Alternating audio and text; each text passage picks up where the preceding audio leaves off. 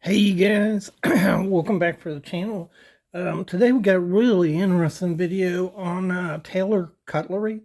He was an importer, knife producer, started out in 1975, finally sold his company, Taylor Brands LLC, in 2018. So really good history, very interesting. And these knives are kind of like sleeper knives.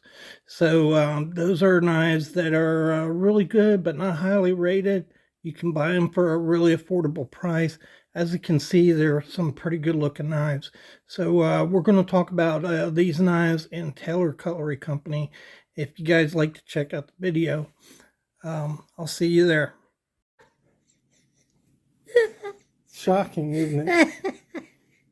I thought it might be a book about kitty cats or something like that. Oh yeah, I'm gonna get a kitty cat book. All right, welcome back to the Fortified Castle. I am glad that you decided to join me, and this is going to be a really interesting video. The stories of these guys, how they started out, is really interesting. And a lot of people, I think, just assume that these guys fall into businesses and it's easy to do this, but it's not. It entails a lot of sacrifice, self-sacrifice, family sacrifice. And these guys often worked really hard and gave everything they had to build a business. Sometimes that worked. In this case, it's a success story. So welcome back, and hi to all my viewers. Bonjour, privet, guten tag, hola, ciao, konnichiwa, and good day, mate, to my Aussie friends. And we're going to start talking about this right now. All right, so this is a Stuart Taylor knife, but let me show you. So if you look, it says Schrade Handmade. And that's because in 2004, when Schrade went bankrupt, Stuart Taylor bought all the trademarks for Schrade.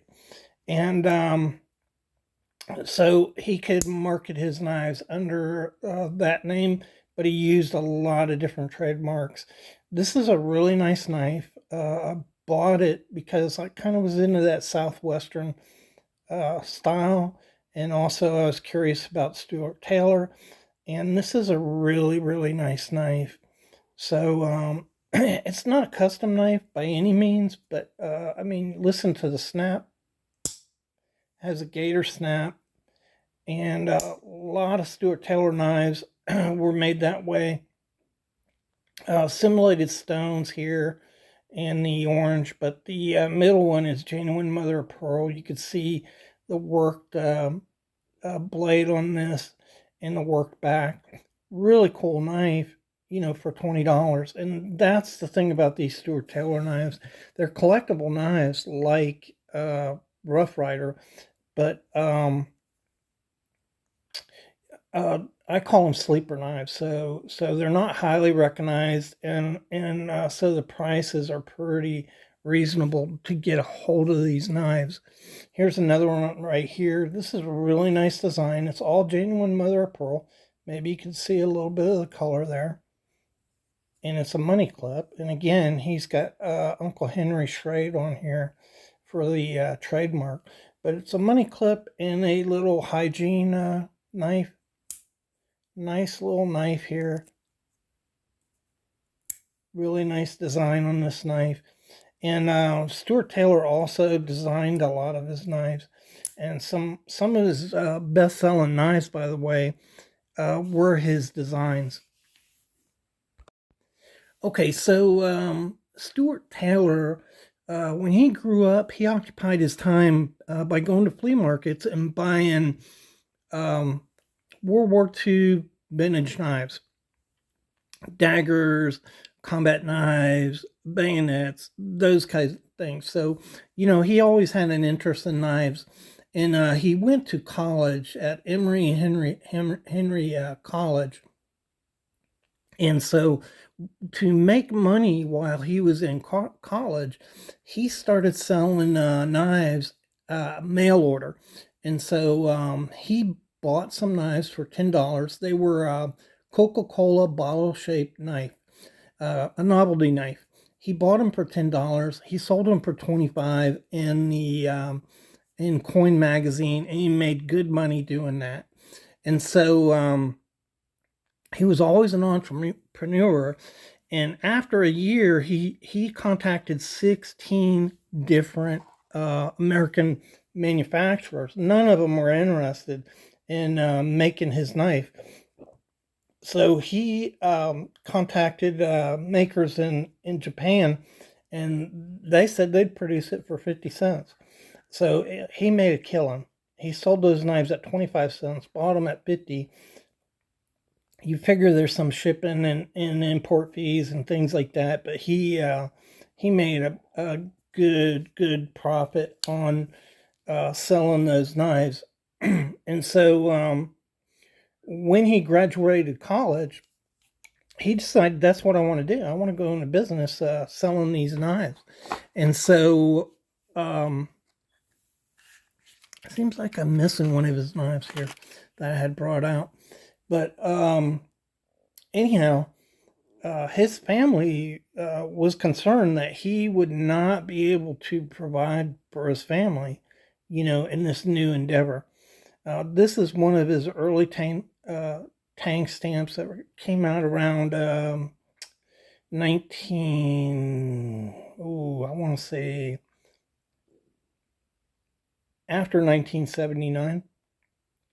Taylor Cutlery with the elk here. And these were elkhorn knives. You can see here some of them were marked by him, designed by Stuart Taylor. So when he did design a knife, he put his name on it. And this is just a beautiful lockback knife here. Just well done, made in Japan. Well done here. You can see doesn't have the gaps like a lot of backlocks have. Pretty small gap there, and pretty nice little knife. I love this little knife. Look at the coloring on it. And that's why they're nice to collect these, especially the early ones. When he made a knife in the early years, he usually kept it to a quantity of 600. And so he was selling these knives out of his duplex. He and his wife would receive these knives, package them, and get them off to people. Within a year, he was able to move into his first office and hire his first employee. That was in 1976. And then from there, it was just straight up. It just got bigger and bigger and bigger. He acquired more and more trademarks. And as you can see, he sold a lot of different kinds of knives. Some of his best-selling knives, I'm going to put up here in the screen. So that SWAT knife up in the screen right now, that is one of the best-selling knives he ever made. It sold millions. And that was under a Smith & Wesson trademark. So from, I think, about 20,000, from 2000 up until 2018, when he sold the company to Smith & Wesson. He produced Smith & Wesson knives under license for Smith & Wesson, and that was one of the best selling ones. Another one was his scrimshaw knife. It sold in 2012. The Taiwanese said they sold more of those knives, imported more of those knives into the U.S. than any other knife they'd ever manufactured. Really popular knife. And then the shark knife, which you could see up here, that's an early model in the 1980s. I think in the middle of the 1980s, he came out with the shark. It had a, what do they call that blade? Had a lamb split blade on it. and really unique design there. Another big hit for him. Sold a lot of them. They came in a ton of different colors, different handle materials. It was a really popular knife. And so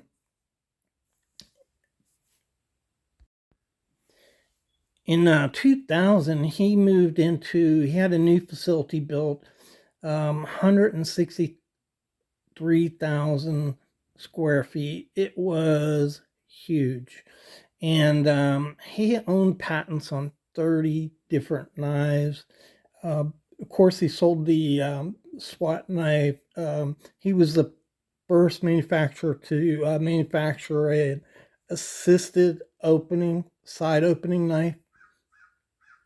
He sold first response, 24/7 knives, Bullseye, Extreme Ops, Golden Bear, HRT, Homeland Security, Navitool, Nitro, Viper, amongst many, many others. And he owned the trademark on 95 different knives. Now, granted, a big part of that, maybe 25 of them were from Schrade when he purchased Schrade, but he also owned just a lot of trademarks. So, as I mentioned before, they're kind of a sleeper thing. You can get them. This model here was sold in 2008. This is made in China.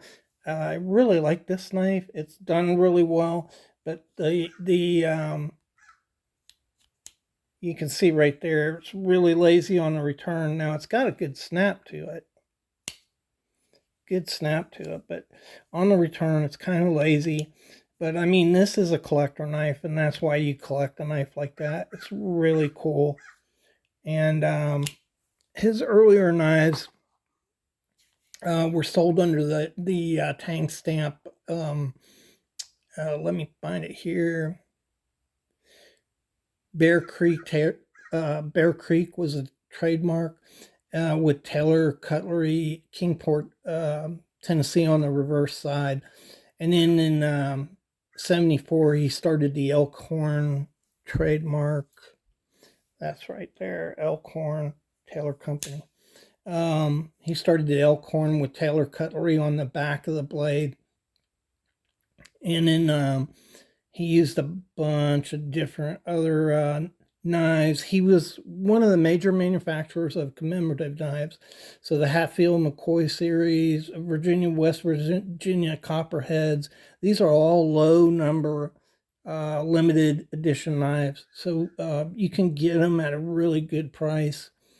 He used, the third one was Taylor, Seto, which was a city in Japan, Taylor, Seto, Japan, surgical steel. He used those from the 80s on up into the 2000s. Also just Taylor Cutlery. Taylor Cutlery with an elk head, which that's what this is right here. All those were used from, I think, he also dated his knives. So let's see here. There's not a date on this one, but a lot of his knives have date. That's 2008 on it. So really cool knives to just collect and acquire. And a lot of them are really nice knives. This one right here, just man, there's nothing you could say bad about this knife. Really nice engraving there on the bolster. Beautiful burnt bone on this knife. Just fantastic knives. So anyhow, I hope that helps you out with collecting these knives. The early ones are going to be better. So that looking at the Bear Creek trademark, the Elkhorn trademark, and some of his early commemoratives that he put out. Let me see if I can go through those again for you. Hatfield McCoys, they issued 1,000 of those. Virginia and West Virginia Copperheads, 600 each.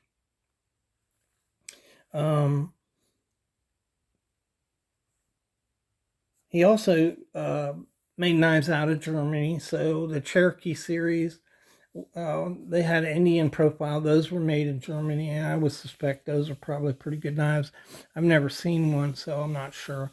But anyhow, I hope you enjoyed that. Found it informative. They are really cool knives to acquire. You can get them at a good price. And thanks so much for dropping in and checking out the video.